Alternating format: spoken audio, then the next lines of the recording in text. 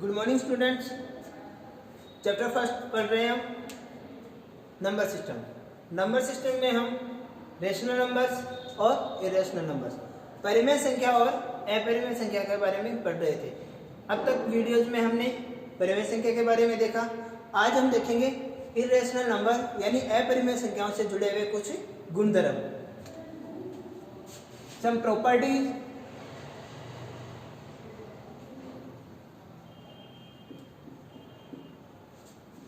Of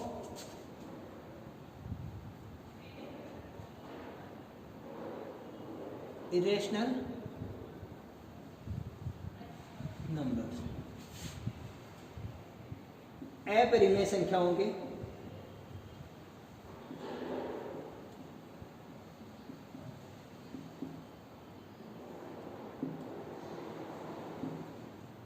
गुणधर्म।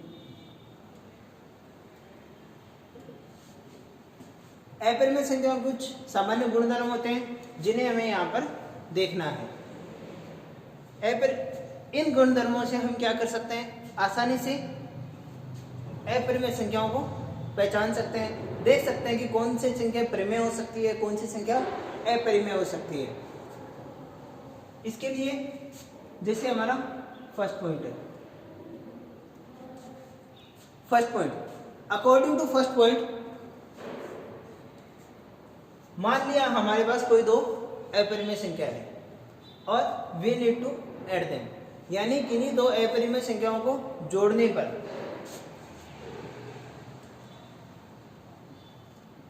सम of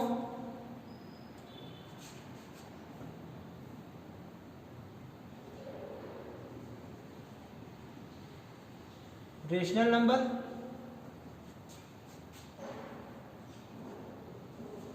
and irrational number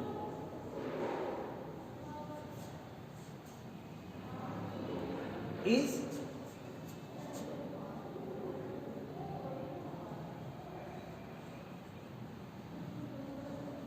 irrational number। किसी भी परिमेय तथा अपरिमेय संख्या का योग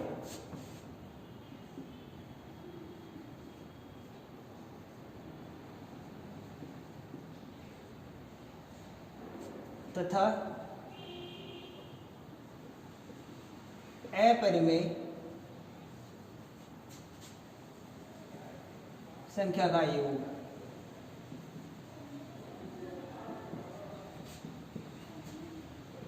अपरिमेय संख्या होता है।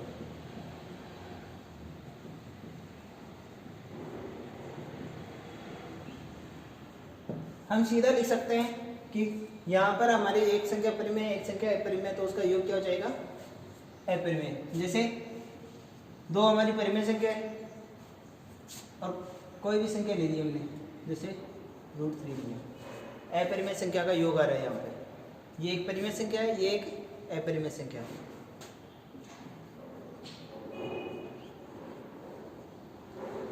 ये क्या हो जाएगा, अपरिमेय।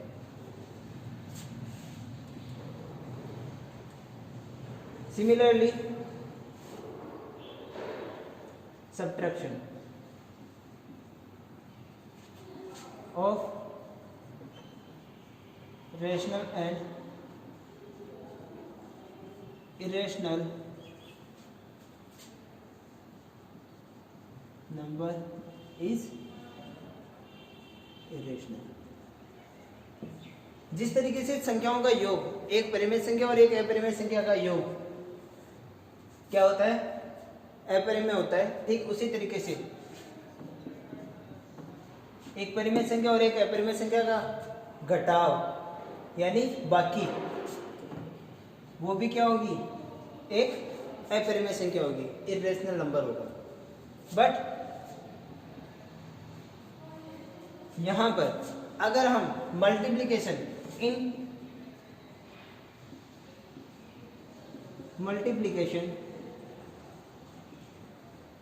And division, in multiplication and division number may be rational और इरेशनल। अगर हम किसी दो संख्याओं को जो एक परिमेय और एक अपरिमेय संख्या है उनको गुणा कर रहे हैं तो क्या हो सकता है, वो संख्या या तो परिमेय भी हो सकती है और अपरिमेय भी हो सकती है। ठीक उसी तरीके से दो संख्याओं को भाग देने पर आपस में, एक परिमेय संख्या में अपरिमेय संख्या का भाग देने पर या फिर अपरिमेय संख्या में परिमेय संख्या का भाग देने पर संख्या क्या आ सकती है हमारी, रेशनल भी आ सकती है और इरेशनल भी आ सकती है। लाइक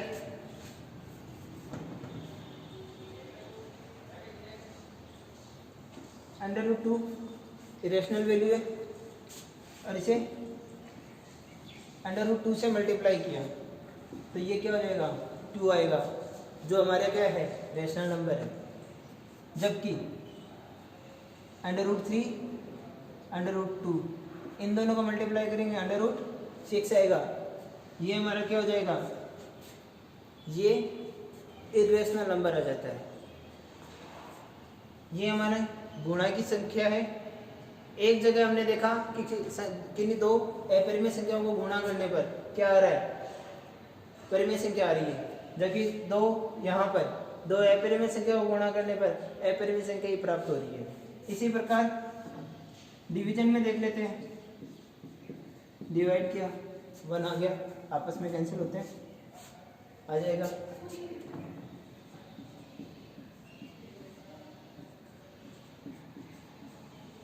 √5 से √5 कैंसिल हो जाएगा, 2/3 रेशनल वैल्यू आ गई। और इसके बजाय अगर हमारी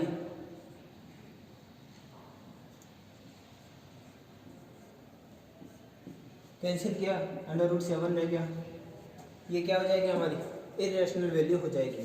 तो मल्टीप्लिकेशन और डिवीजन में हम कुछ नहीं कह सकते क्योंकि उसमें हमें सोल्व करके देखना पड़ेगा, वैल्यू रेशनल भी हो सकती है और इरेशनल भी। जबकि सम में क्या होगा, एक परिमेय और एक अपरिमेय संख्या का योग हमेशा कितना होता है, अपरिमेय। दो अपरिमेय संख्याओं को जोड़ने पर भी क्या आ सकता है, हमारा अपरिमेय संख्या ही आएगी। घटाने में, सब्ट्रैक्शन में परिमेय और अपरिमेय को घटाने पर हमेशा क्या आएगा, अपरिमेय संख्या।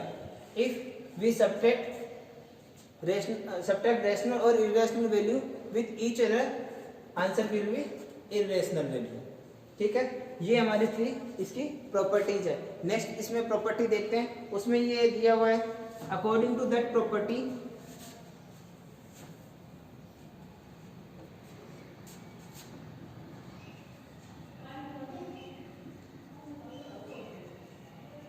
Negative of any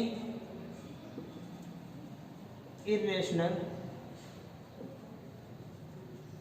number is irrational। यानी किसी भी अपरिमेय संख्या का ऋणात्मक अपरिमेय संख्या के ऋणात्मक मान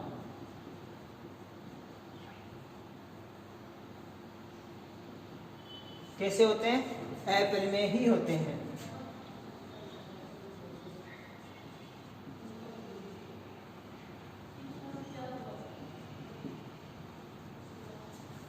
ये हमारी इस अपरिमेय संख्याओं से रिलेटेड कुछ प्रॉपर्टीज हैं जिन्हें आप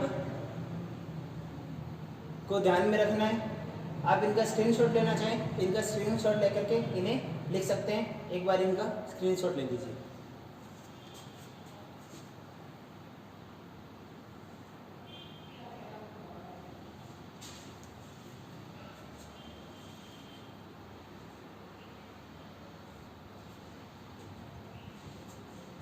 अब आगे इरेशनल वैल्यू से रिलेटेड कुछ आइडेंटिटीज देखते हैं।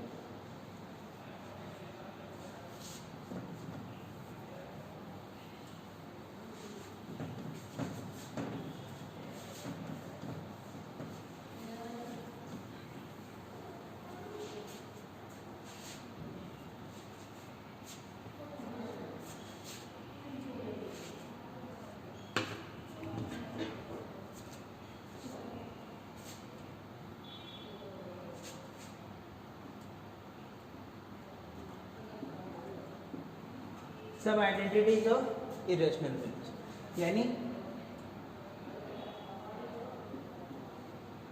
अपरिमेय संख्याओं की सर्वसम्मति।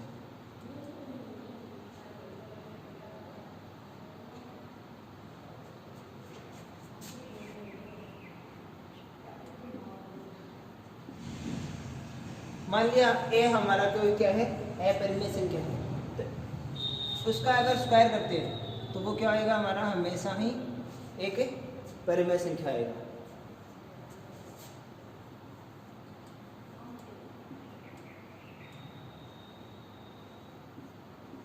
If a and b are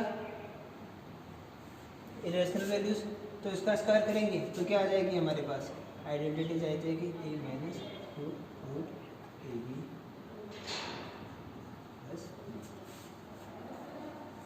in case root a plus b root b, उसका स्क्वायर करते हैं तो यहाँ वैल्यू आएगी हमारी a plus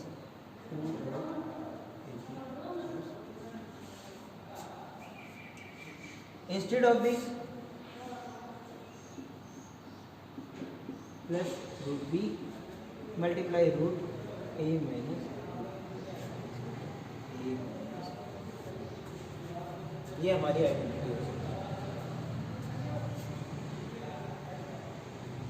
root a multiply root b, ये हमारी इरेशनल नंबर से रिलेटेड कुछ आइडेंटिटीज हैं जिन्हें हम क्वेश्चन में एज ए फॉर्मूला इनको डायरेक्ट अप्लाई कर सकते हैं। फॉर्मूला तो क्या होता है, स्टेप के अकॉर्डिंग यूज होता है, आइडेंटिटीज को हम एज इट इज यूज करेंगे। ठीक है, ये कुछ आइडेंटिटीज है, इन्हें आप नोट कर सकते हैं।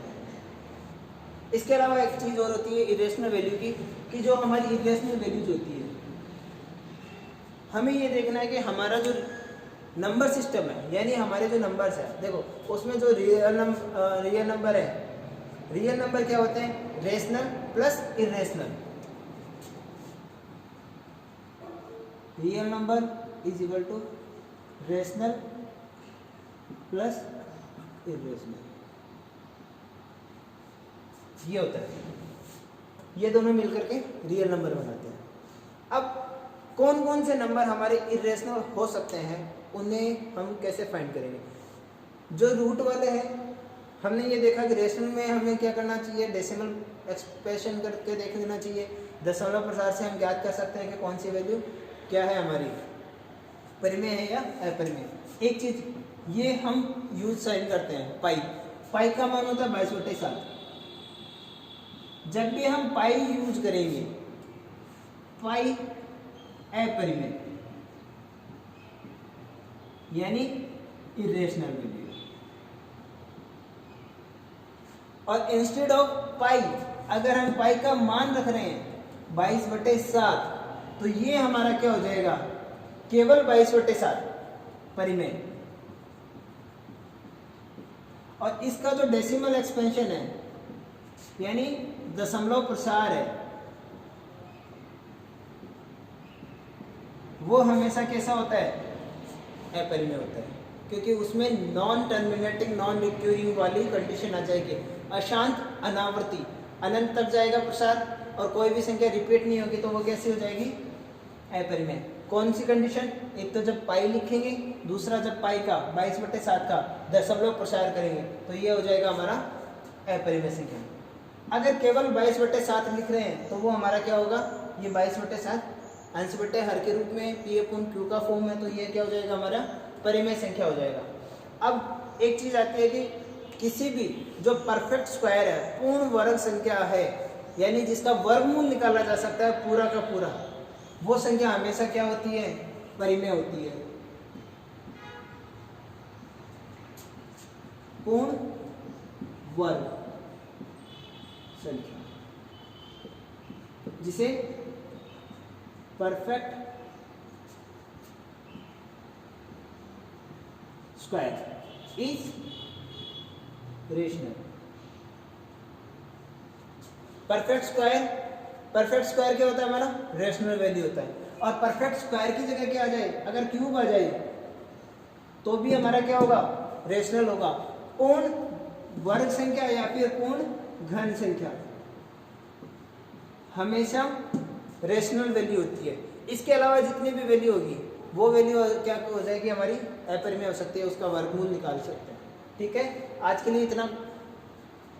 ये हमारी आइडेंटिटीज वगैरह हमने देखी, फर्दर हम नेक्स्ट क्लास में करेंगे। Thank you, thanks a lot.